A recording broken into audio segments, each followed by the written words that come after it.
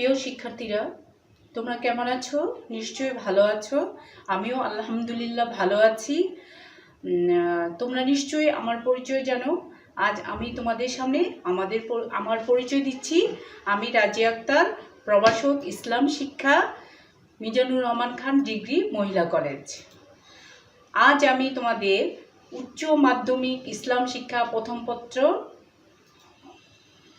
প্রথম অধ্যায় ইসলাম শিক্ষা ও সংস্কৃতি বিষয়ে পড়াবো। তোমরা কি দেখতে পাচ্ছ? বোর্ডে একটা ছবি দেখতে পাচ্ছ। ছবিটি হচ্ছে শিশুদের বাংলা নববর্ষ উদযাপন। শিশুরা বাংলা নববর্ষে যেরকম সাজে সে সাজে একটি ছবি। বোর্ডে তোমরা আরেকটি ছবি দেখছো। দ্বিতীয় ছবিতে কি দেখতে পাচ্ছ? বসন্ত উৎসবের অনুষ্ঠানে একটি শিশু। এখন আমি তোমাদের 4টি ছবি দেখাচ্ছি। প্রথম ছবিতে তোমরা কি দেখতে পাচ্ছ? কৃষকের খাবার গ্রহণ, অর্থাৎ কিষানি কৃষকের জন্য খাবার নিয়ে গেছে এবং সে খাবার কৃষক মাঠে বসেই খাচ্ছে। দ্বিতীয় ছবিতে তোমরা কি দেখছো? গ্রামীণ ঐতিহ্য লাঠি খেলা। লাঠি খেলা আমাদের একটা গ্রামীণ ঐতিহ্য। এটা যদিও বিলুপ্ত হয়ে গেছে, তবুও এটা এখনো আমাদের গ্রামীণ ঐতিহ্যের একটা খেলা, আমাদের সংস্কৃতির একটা রূপ। তৃতীয় ছবিতে তোমরা কি দেখছো? ওয়াজ মাহফিলের দৃশ্য, অর্থাৎ হুজুর ওয়াজ করছেন এবং সকল শ্রোতারা তা মনোযোগ সহকারে শুনছে। চতুর্থ ছবিতে তোমরা কি দেখতে পাচ্ছ? সন্তানকে ধর্মীয় শিক্ষা দান, অর্থাৎ মা তার শিশুকে কোরআন শরীফ পড়াচ্ছে। এই যে তোমরা 4টা ছবি দেখতে পেয়েছ, এই 4টা ছবির মধ্যে প্রথম 2টি হচ্ছে আমাদের বাংলা সংস্কৃতির রূপ, আর নিচের যে 2টি ছবি দেখতে পাচ্ছ এই ছবি দুটিও আমাদের বাংলা সংস্কৃতির রূপও, আবার স্পেশালি ইসলামী সংস্কৃতিরও রূপ। আর এগুলো সব মিলে হচ্ছে আবহমান বাংলা সংস্কৃতির বিভিন্ন রূপ।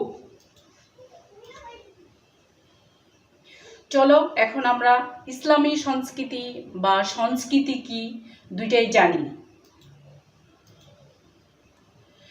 আমরা ইসলামী সংস্কৃতি ও সংস্কৃতি এটা পড়লে আমরা যা জানবো সেই শিক্ষণফলটা আমরা এখন জেনে নিই। এ পাঠ শেষে শিক্ষার্থীরা সংস্কৃতির সংজ্ঞা বলতে পারবে, ইসলামী সংস্কৃতির পরিচয় দিতে পারবে, ইসলামী সংস্কৃতির স্বরূপ ব্যাখ্যা করতে পারবে।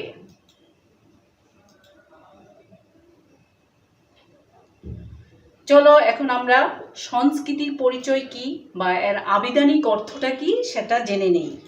সংস্কৃতি শব্দের অর্থ শিল্পকলা, সৃষ্টতা, বিশোধন, সংশোধন, শুদ্ধিকরণ, উৎকর্ষ সাধন, উন্নতি বিধান, রীতিনীতি, শিক্ষা দ্বারা অর্জিত বিদ্যা বুদ্ধি, পতিত অবস্থা থেকে উদ্ধারকরণ, পরিষ্কার বা নির্মলকরণ, মার্জিত আচার আচরণ, বিশ্বাস, সমাজনীতি ইত্যাদি। এখন আমরা সংস্কৃতি শব্দের অর্থ মানে যেটা আবিধানিক অর্থ সেটা জানলাম। এখন তোমাদের জন্য একটা ছবি দেওয়া হলো। ছবিতে তোমরা কি দেখতে পাচ্ছ? কৃষক লাঙ্গল এবং গরু নিয়ে হাল চাষ করছে মাঠে। দেখো কৃষক কি করছে? শক্ত মাটিকে লাঙ্গলের সাহায্যে আলগা করছে, অর্থাৎ নরম করছে। ইংরেজিতে সংস্কৃতিকে বলা হয় কালচার। এর অর্থ কর্ষণ করা, অর্থাৎ ছবির সাথে শব্দের অর্থ মিলে গেছে। এজন্য চাষকৃত জমিকে আমরা কি বলি? এজন্য চাষকৃত জমিকে ইংরেজিতে কালচারড ল্যান্ড বলা হয়। পরিশীলিত ব্যক্তি বা জাতিকে বলা হয় কালচারড ম্যান বা কালচারড নেশন। আরবিতে সংস্কৃতিকে কি বলা হয় সেটা আমরা জেনে নেই। আরবিতে সংস্কৃতিকে সাকাফাহ বা তাহজিব বলা হয়। উর্দুতে সংস্কৃতিকে কি বলা হয় সেটাও জেনে নেই। উর্দুতে বলা হয় তামাদ্দুন। এর অর্থ সফল হওয়া, শিক্ষা প্রশিক্ষণ প্রাপ্ত হওয়া, মার্জিত পরিশীলিত মানুষকে বলা হয় মুসাক্কাফ বা সংস্কৃতিবান। প্রিয় শিক্ষার্থীরা, এখন আমরা সংস্কৃতির পারিভাষিক সংজ্ঞা জানব। নৃবিজ্ঞানী টেইলর বলেন, culture is the complex whole which includes knowledge, belief, art, moral, law, custom and any other capabilities and habits acquired by man as a member of society. অর্থাৎ সমাজের সদস্য হিসাবে মানুষের অর্জিত জ্ঞান, বিশ্বাস, কলা, নিয়ম নীতি, আইন, প্রথা, সংস্কার ও অন্যান্য বিষয়ে দক্ষতার জটিল সমাবেশকেই সংস্কৃতি বলা হয়। আমরা সংস্কৃতি সম্পর্কে আরো কিছু জানতে পারি। যেমন এখন আসো আমরা ইসলামী সংস্কৃতির পরিচয়টা জেনে নেই।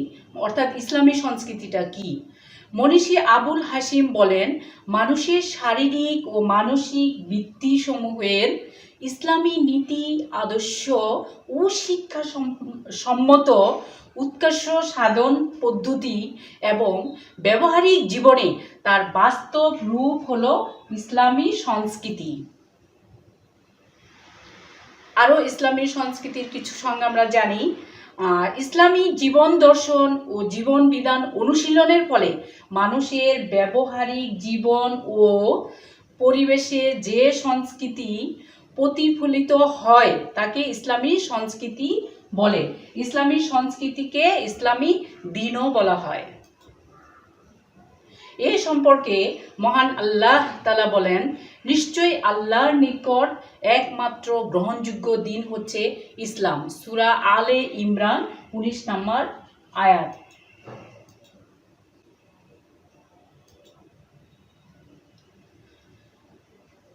তাহলে মূলত ইসলামী সংস্কৃতিটা কি সেটা আমরা আরেকটু ভালো করে জেনে নেই।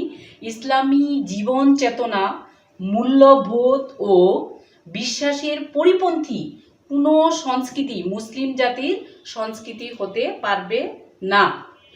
এই সম্পর্কে মহানবী সাল্লাল্লাহু আলাইহি ওয়াসাল্লাম বলেছেন, যে কেউ অপর জাতির অনুকরণ করবে সে উক্ত জাতির মধ্যে গণ্য হবে। মুসনাদে আহমদ। অর্থাৎ যে যে জাতির সংস্কৃতি অনুসরণ করবে সে জাতিতেই গণ্য হবে।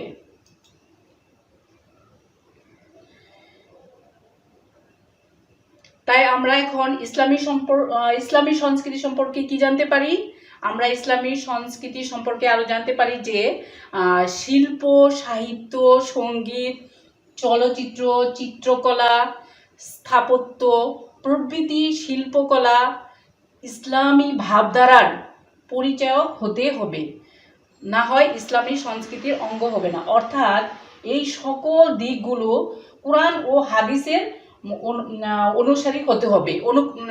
কোরআন হাদিসের সাথে মিল থাকতে হবে। কোরআন হাদিসের অনুসরণ না হলে সেটা ইসলামী সংস্কৃতি হবে না। এখন আমি তোমাদেরকে কিছু বাড়ির কাজ দিয়ে দেই, তোমরা সেটা ভালোভাবে শিখবে। আজকে তোমাদের বাড়ির কাজ হচ্ছে তোমরা প্রাত্যহিক জীবনে যেসব ইসলামী সংস্কৃতির চর্চা করো তার একটি তালিকা তৈরি করবে। কেমন? আর আজকের মতো আমি এখানেই তোমাদের ক্লাস শেষ করছি। পরবর্তীতে আবারও তোমাদের জন্য অনলাইনে ক্লাস নিয়ে উপস্থিত হব। আর তোমরা সবাই ভালো থেকো, সুস্থ থেকো, করোনা থেকে সাবধানে থেকো। ধন্যবাদ সবাইকে।